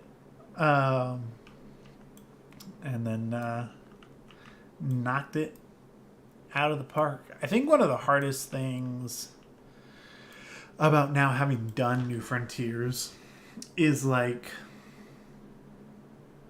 New Frontiers was massive. So there are a lot of people that worked on it. Whereas like this project has 4 actors. And I'm doing everything else just because there's other things that I'm trying to work on and learn, such as the virtual camera stuff. So like, you know, we're doing on this one. Let me see if I can just pull up a quick reference of it. But we're doing like virtual camera in this, so it's hard to get like a cinematographer in to do like anything super specific. We'll turn this down. But it's like you can see like the camera moving around and stuff. That's shooting on the phone with a little rig. So like that's something that I'm trying out. But then like there's only 4 actors, so it's just a much smaller scale thing. And like coming off of New Frontiers, it's like, man, I wish like I could involve like a lot of people again. Just because like it was so exciting just to see everybody's excitement around it and thinking about like, oh man, like, you know, like for example with this one, it's like I would love to work with Cindy again, but like there just wasn't a place for her in this film. Or like, you know, I'd love to work with Kay again, or any number of the actors. Which granted, like I did get to work with both or all of Roger, Chris, Nathaniel, who played Draws, and Justin Foster plays another character who voiced Jack. It's like it's super cool to get to work with them again, but I want to do another project soon that can just get more folks involved, just because I love the idea of just, you know, a bunch of people being able to rally behind, you know, a project. I'm gonna go for this. I'm gonna do right when he picks it up. Yeah, exactly. Like having the, you know, the actor do the true motion capture and get it like, you know, they did the mocap and had like the face on them, and like there's absolutely zero denying it looks so much better than New Frontiers did. It's incredible how good this looks. It's just hard when it's like, you know, it brings it back to the very limitation that New Frontiers was able to break, which was anybody can be a part of it. No matter where you are in the world, if you have a phone in your pocket, then you could be a part of New Frontiers, which I loved. And I really do think that, like, the production of New Frontiers has a near future. I don't think it's 100% there yet, but I think we're pretty close to it being more of the norm, which would be very, very rad. All right, hold up. When I hold a coffee cup, it's kind of on that knuckle. I just so happen to have a coffee cup here. That worked out. But, yeah, and I'll double check how he held it. But, my series is being mastered right now, but it's the trailers I'm worried about. What thoughts or advice do you have for trailers? Interesting. So for a trailer, here, let me double check how he's holding this mug. It's kind of hard to see in this shot. He's got to be holding it on that second knuckle though, because he's pushing his thumb against it. So that's good reference to have. As far as cutting together a trailer, so something that I try to do with my trailers is like give as little away as possible. So like if you look at the trailers for like New Frontiers, for example,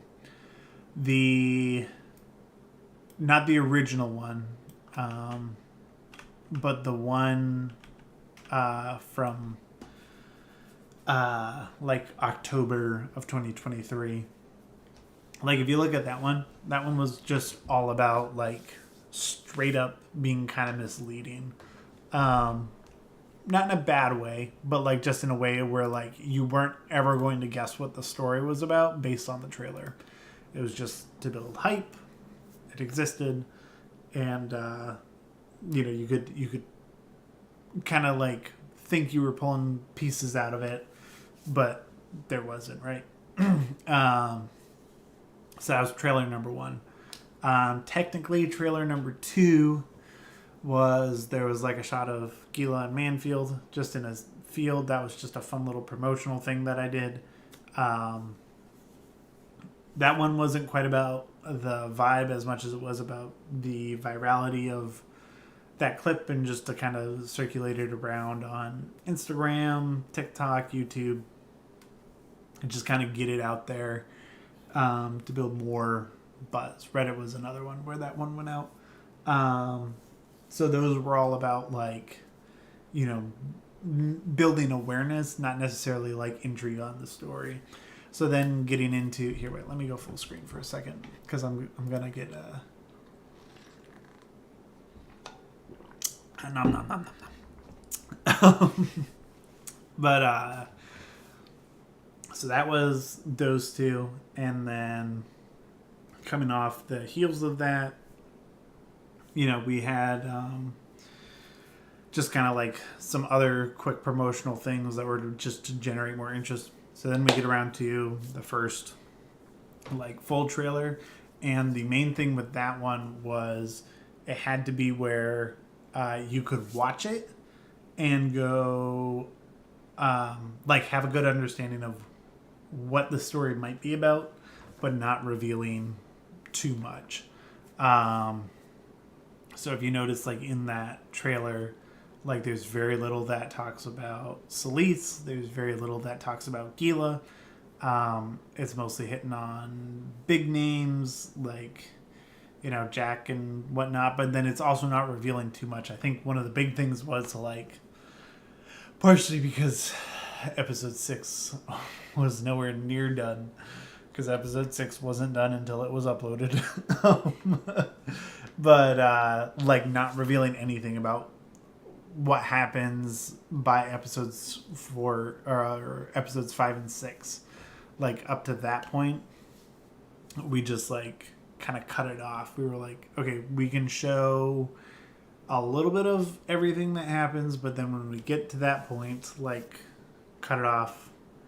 We don't want to show too much. We can show shots that don't reveal anything, but because episode 5 has the biggest twist, and then episode 6 like completely turns the dynamic around to where, and I was in debate for a little while, like, do I just render out versions where Celise has a red helmet instead of a blue helmet? I eventually just opted against that, but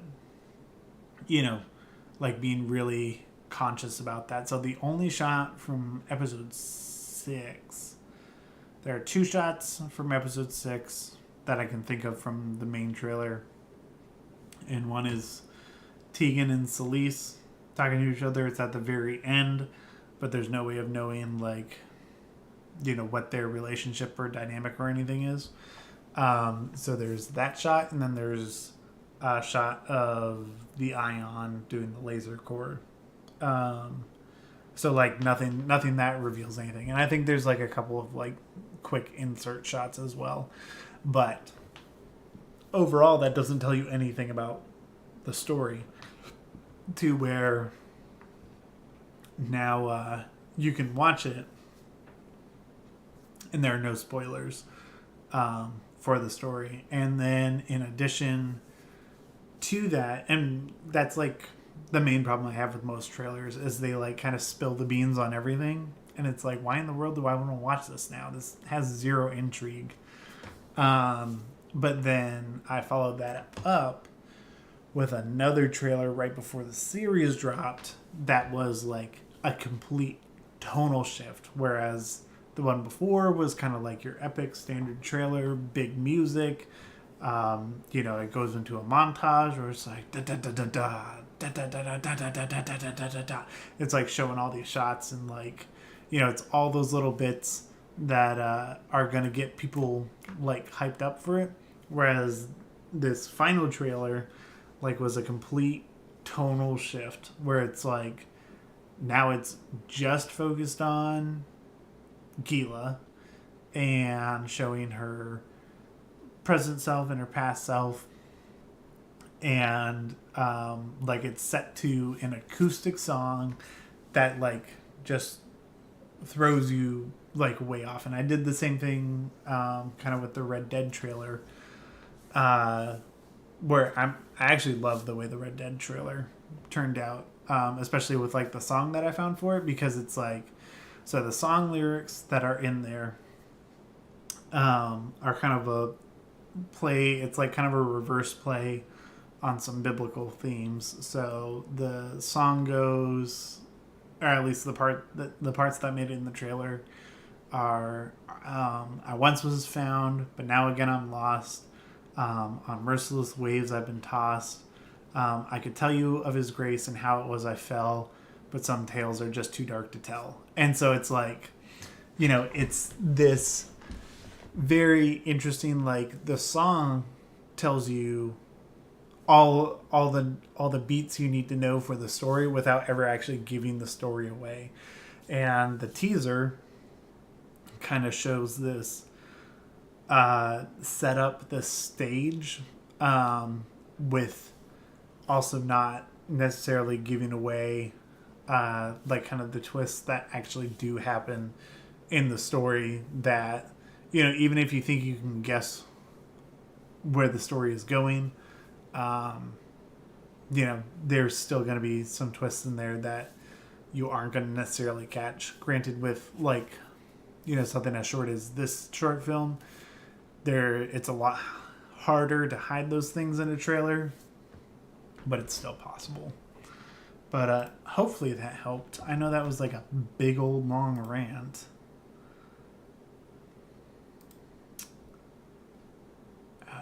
Was that just a...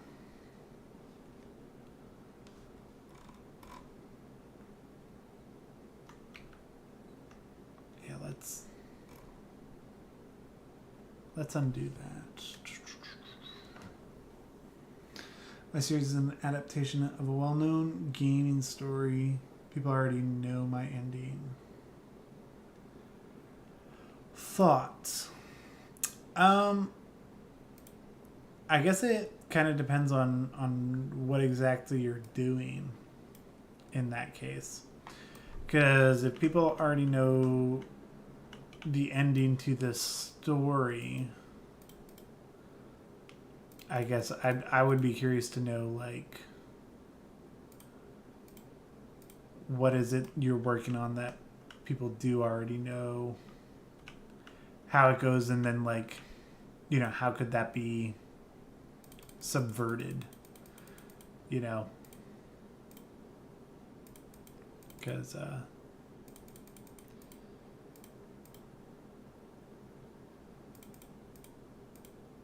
because like, for example, with this Red Dead short, one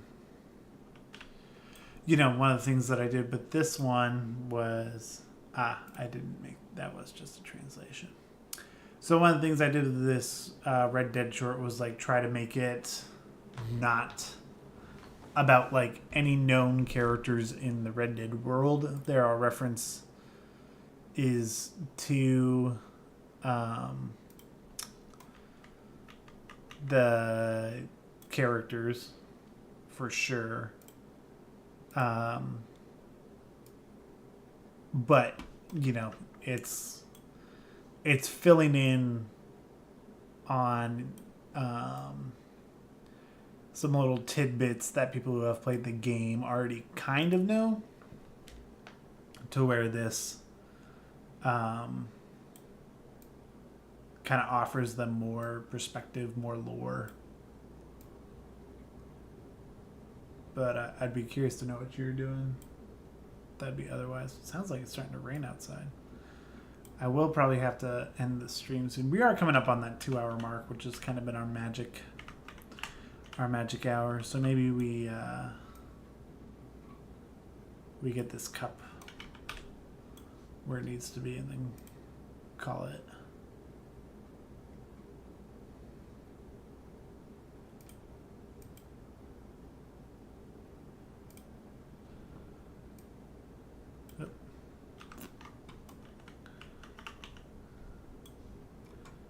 Maybe I just take these rotation keys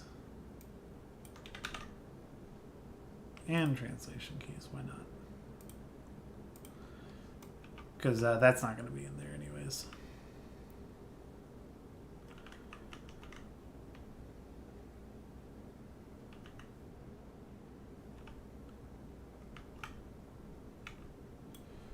All right. Thanks for all the conversation. You really made my night and gave some really great insight and advice. Hey, astronaut, not a problem. I'm glad I can make your night. That makes the whole stream worth it. So yeah, no, always feel free. You know, I try to stream every Thursday. So if you pop in, I will do my best to help out. And then yeah, you know, always feel free to ask. And whenever you get your YouTube channel running, hit me up in the stream so I can go tell whoever's watching to go follow it. And I'll be there too. All right, let's see here. We'll adjust this arm. Tip the coffee back.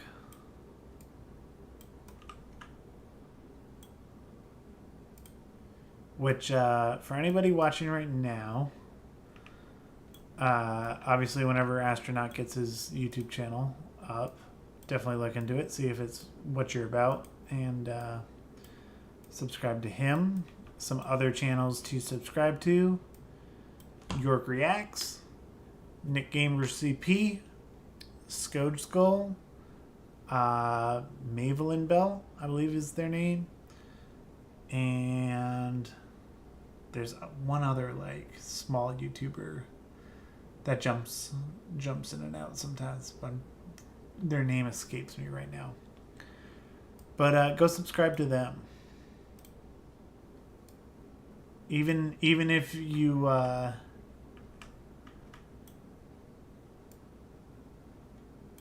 not this account. You're making a different account. Okay, so follow Astronaut's other account whenever he gets it done. But yeah, go subscribe to those channels and support them, because they are also great YouTubers who are doing a lot of the same thing, you know, making content and just trying to figure it all out.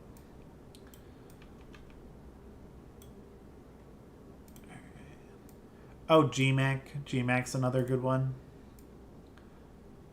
Definitely go subscribe to his channel. You'll post it when it comes out. Cool. Me and GMAC actually need to we've been trying to set up a time to play games together, but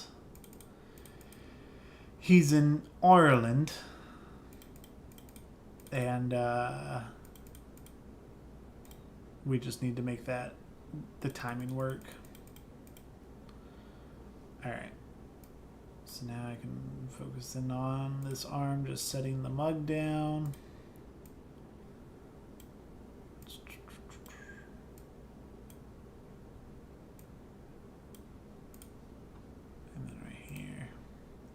that bake. And just set it down. Doesn't need to be perfect by any means. It just needs to kind of be sitting there, just in case we ever see it again. Because I doubt we'll see it there. All right, so before we end the stream, I'm just gonna watch this back. We'll make sure it's functioning the way it needs to. In the scene, watch it back lit.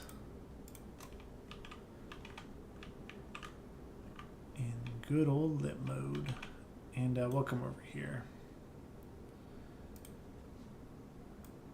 So the main thing will be the next thing we need to, or I need to go through and do, is the pistol in his hand, and I also need to adjust his eye line and then that little weird thing with his neck.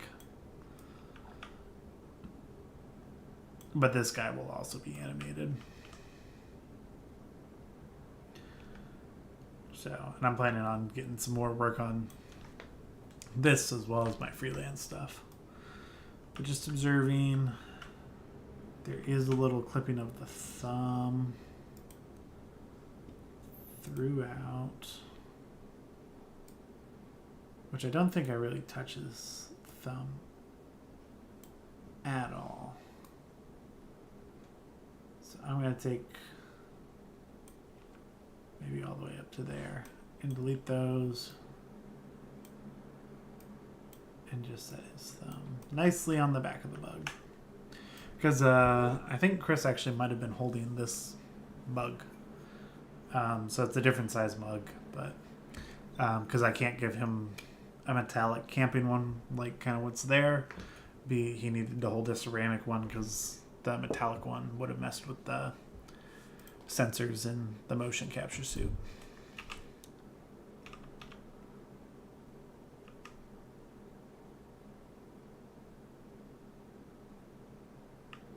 I'm excited to do that shot, putting the gun away. I love doing that on New Frontiers. Even though, like, most of the time it didn't make it into the shot, they're still fun to do. Just kind of like once it's lined up perfectly and they put the gun away correctly, it looks really nice.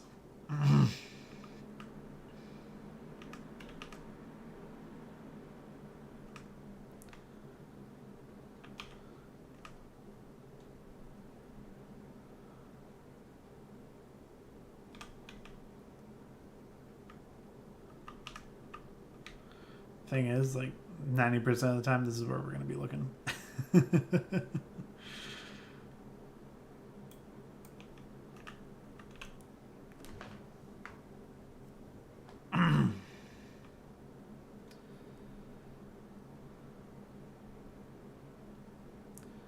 Oh, this will be important too. Does his arm clip through the mug now that he's holding it? It does, just slightly. So let's grab maybe this control. Thank you, Trinity. I am super stoked on the facial mocap we got for this one. Because we used MetaHuman Animator on an iPhone 12 using, I know this is just a straight up little ad pitch, but we did use this Rococo head rig. You just drop a phone into the front. This thing's awesome, super lightweight. But yeah, just use that, and it captures such a true performance from the actors. So that combined with like the new stuff from new animation tools is fantastic. But yeah, that's looking pretty solid. But yeah.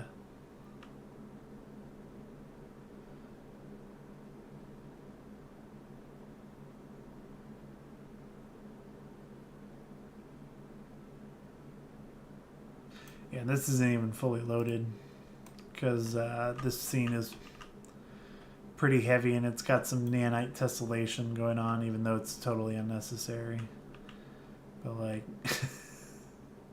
I was messing around with it. So like all this is displaced material geometry. But it looked nice in the trailer. So, and it'll look nice here as well.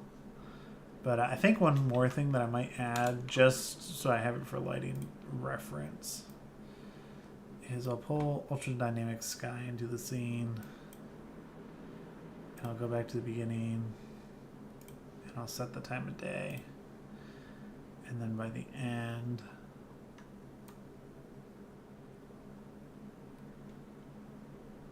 we'll just increase that. Maybe to about that time. And that's just helpful to know like where things are and how conscious I have to be. Because like down here towards the end, once he's facing this way, his beard was looking a little weird. But if the sun is going to make up for a lot. Yeah, see, like the sun helped a ton with that. But cool. Well, it looks good. I am pretty happy with it. Another successful day animating. So my plan is this week. I should be able to get through some of the freelance stuff that I have on my plate pretty quick now. So that should be a little bit less on my plate so I can put more focus back into this. My hope is to get through a good chunk of all the animation for this. Just off air. Work through it, get it into a really nice place, so that way when you guys come back, we can dive into some other aspects. Maybe we'll do another virtual camera thing. That was pretty fun. But yeah, so we'll play it by ear. But hey, good to have you all here. Thank you so much for being a part of it. I will catch you next time. I've been Plot Coalition. Be sure to check out the video this Saturday if you want to get into animation. Might be something to help you out to get started. But with that, I will let you get back to your night. Have a good one, and we will chat soon.